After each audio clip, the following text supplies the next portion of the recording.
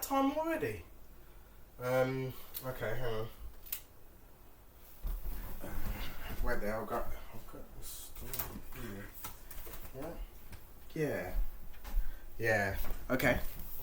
Alright, so hello and welcome to A Dad Reads with me, David. Now, I'm on a bit of a break today, so it's just me, no cats, no kids, no children, no girls. But it's not really like that, I love everyone. Just thought I'd take a break.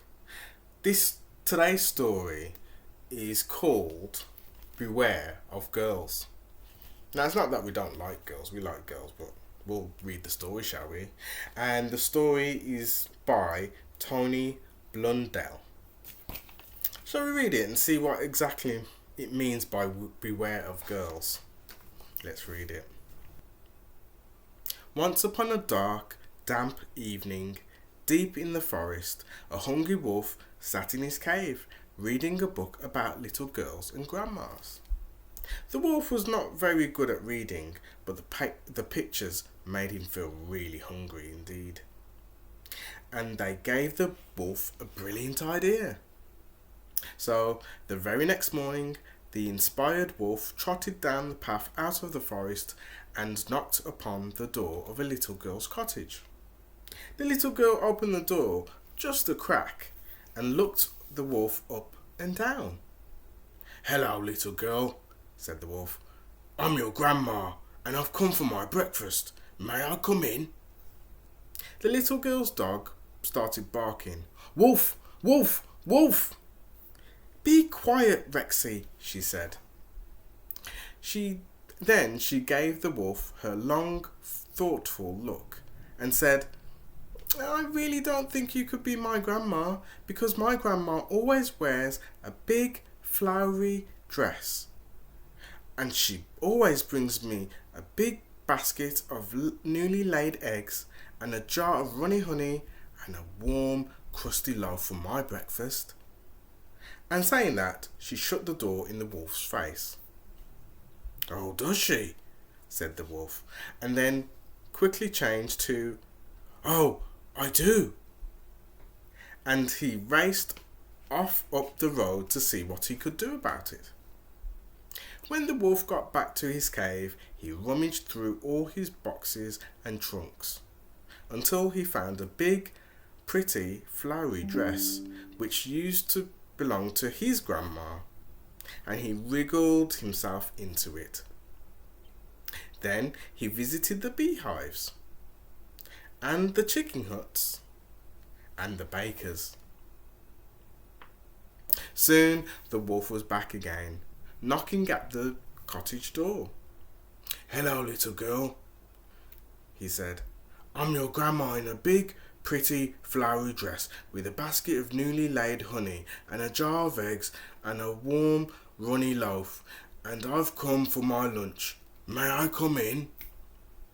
The little girl took the basket and sniffed the warm bread hungrily. Her little dog was jumping up and down and barking, "Wolf! Wolf! Wolf!" "Oh, Rexy, do be quiet," said the little girl. Then she gave the wolf her long, thoughtful look, and she said, "I really don't think you could be my grandma, because she always wears a big feathery hat, and she always brings me a big bowl of yummy trifle for my pudding." And saying that, she shut the door in the wolf's face. "So I do," said the wolf, who was beginning to get the hang of this game, and he raced off up the road to see what he could do about it. When the wolf got back to his cave, he burst open all the cushions and pillows, till he had enough feathers to make a big, floppy, feathery hat. Then he got out the food mixer, and the bowls and custard powder, and mixed up a bowl of yummy trifle. It was not long before the wolf was once again knocking on the cottage door. "Hello, little girl," said the wolf. "I'm your grandma in a big feathery dress with a yummy flowery hat and a pretty bowl of trifle. I've come for my tea. May I come in? The little girl took the bowl of trifle and dipped her finger in it. She said, yummy. Rexy was going potty. Woof, woof, woof, woof, he barked. Rexy, don't be so silly, said the little girl. And once again she gave the wolf her long, thoughtful look, and she said, I really don't think you could be my grandma because she always wears bright red high-heeled shoes. And she always brings me a bag of sticky toffee and a great big chocolate cake for my tea. Oh, and some doggy treats for Rexy, she said. And saying that, she shut the door in the wolf's face again. Oh yes, I must have forgotten, growled the wolf through gritted teeth, and he set off again to see what he could do about it. When the wolf got back to his cave, he searched through his old trunks and boxes until he found a pair of his grandma's high-heeled shoes, which he wriggled his feet into. Then he made some sticky toffee and a great big chocolate cake, and he didn't forget the doggy treats. So it was a rather tired and sticky wolf who came knocking once again to the cottage door. Hello, little girl, said the wolf.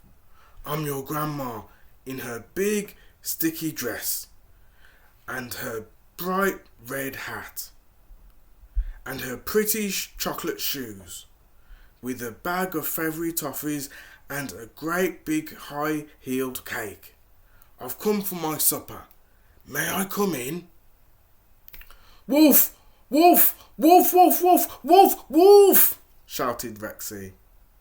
And some doggy treats for Rexy? Asked the little girl. Oh yes, of course, growled the wolf, and he handed them over. Now may I come in? Well, said the little girl, giving the wolf a long, thoughtful look. I still don't think you could be my grandma because my grandma always carries a very large rock around with her, and she always has a big bunch of balloons tied to her tail. And saying that, she shut the door in the wolf's face. Some grandmas are very strange, grumbled the wolf as he trotted back up the road in his high heels. Grandma or not, he growled. Next time I knock on that door, it's supper time for me. When the wolf got back to the forest, he found the biggest rock that he could possibly carry. Then he staggered into town and found a balloon seller and tied all the balloons to his tail. It was quite some time later that one very weary wolf came knocking on the cottage door, a large rock clasped in his arms and a big bunch of balloons tied to his tail. Hello, little girl, he gasped. I'm your grandma, and... Why, hello, Grandma. How very nice to see you, said the little girl. Do come inside and have a bite to eat. Brilliant, gasped the wolf. Oh, but before you do, Grandma, do put that big rock down. It looks so heavy. So the wolf let go of the rock. And as soon as he did so, the big bunch of balloons tied to his tail lifted him up majestically into the sky. Going so soon, Grandma, said the little girl. What a shame. And she went inside to enjoy her tea of bread and honey, chocolate cake and yummy trifle. And up went the wolf. Up above the trees, up above the forest. Up and up until he was just a tiny dot in the sky. And even now, sometimes on a clear night, A strange shape crosses the moon, and if you're very quiet, you may hear the distant sound of teeth, of grinding teeth, and the rumbling of one very empty tummy. Wow. Now that was a very clever girl, wasn't she? She knew it was the wolf, and she wasn't letting him in, but she got all those treats, all that food from him, and the wolf didn't cotton on. So beware of girls, or beware of people that trick you into things. I like that story. It wasn't what I thought it was going to be. What did you think of that story? Remember, if you're liking these stories, do give me a like. And if you haven't subscribed yet, please subscribe. It really helps me. Until next time, bye for now.